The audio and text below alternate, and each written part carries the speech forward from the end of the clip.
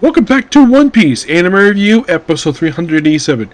Let's hope next weekend basically I can get it done on Sunday, not wait till the very next day. Let's hope not. So, with this particular episode, we're discussing the brand spanking new episode of the anime. Episode 1125, Clash of Two-Man Simulation. This episode definitely pretty much the entirety of chapter 1091. And I did check. There is exactly 34 chapters left to go for the whole manga. Yeah, 34 chapters left. Well, to be adapted for this arc anyways. So, a lot of this episode is simply this. Now, in the manga, this is just a few pages. In the anime, it takes up like half, almost the entirety of the episode. With the exception of some bits, basically, that goes on inside Vegapunk's laboratory. There's a little bit with Luffy, Frankie, Bonnie, and Lilith. Lilith's piloting the Vegapunk 1, the giant robot she likes to pilot. And Luffy, Bonnie, and Frankie are on the Thousand Sunny.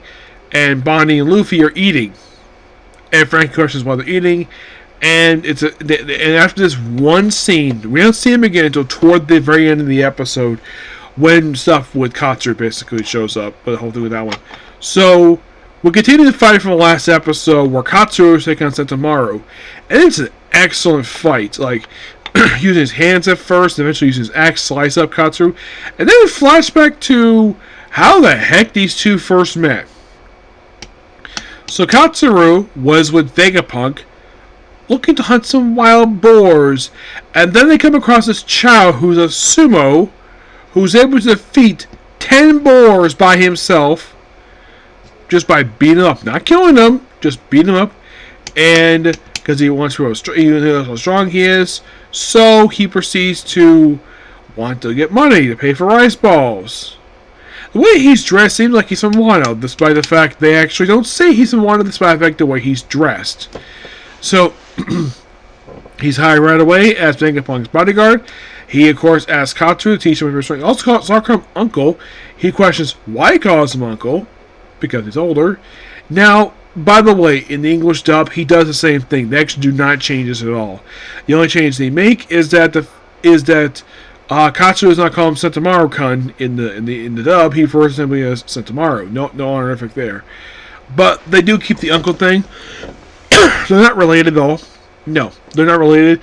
He just calls that because basically he's older than he is, and that's a Japanese thing. At least he doesn't call him Grandpa. He calls him Uncle.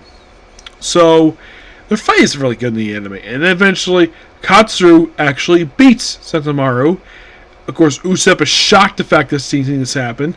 Along with Vegapunk, who's known it for a long time. I'd say presumably like 10 years. And then, of course, you have Kizaru taking the little authority command thing to command the pacifistas to destroy the sea beast. Yep, and at least one of them is shown being destroyed in the episode, and then pretty much afterwards he proceeds to fly up to Vegapunk's the Vegapunk laboratory. He has to protect three things: the laboratory creates the Mother Flame, York herself, and the Punk Records. He has no problem doing that. It's just that basically he had to get a friend, and he has to kill Vegapunk. The main one, anyway. There's no mention he has to kill the satellites, per se. Well, the other ones that are not York. So, they try to break it, and of course, Rob Lucci tries to kill Vegapunk once again. Stabs Lucci with, and Saucy MCs, and Caesar drops her coffee cup, and ends again stabbed with Rob Lucci's finger pistol. Yes. Which simply puts, taking his index finger and trying to poke him right the frickin' belly. Now, normally, this cannot work, but he has a hardened body to basically train for this. I tend to think with the training he went through, does preventing him or any of the agents of CP0 from having children. Completely unknown, because they don't mention anything about the CP island they train on. Like, I get the fact through hardcore training to get the body hardened, but does that does that prevent these people from having children? My guess is probably not. There's nothing to say that these people can't have children. Some people just, let's say, let me give an example. Big Mom's oldest sons are all in their 40s, and none of them got girlfriends, or there's no mention they have girlfriends or having children of their own.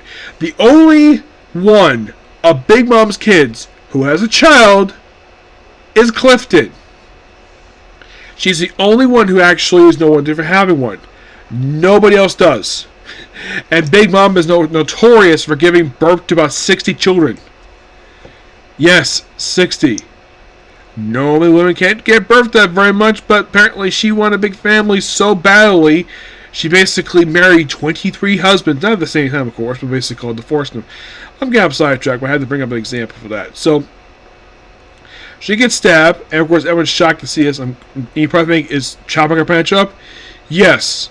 And by the way, Kaku is left basically just lying there on the table, bandaged up, so Sanji grabs Nami's bubble gun and proceeds to put him in a bubble to protect him. Yep. You're like, okay. And then Zoro proceeds to basically drag him outside with his swords. Yep. And then the episode ends with Katsuru. It seems like he's about to fire on Sunny, and here comes Luffy. And he's like, oh, I haven't seen it for a while. He's like, we've gotten stronger, 100 times stronger since you last saw me. And he kicks around his arm, he's blocking like this. By the way, I should point out, this is the first these two ever interact with each other. At the time, in terms of the anime and the manga, since Sabaody. That was the last officially these two ever saw each other. You're probably thinking with the movie Z, did they interact with each other there? No, not really. The only admiral he interacted with was basically Aokiji, and he was retired at that point.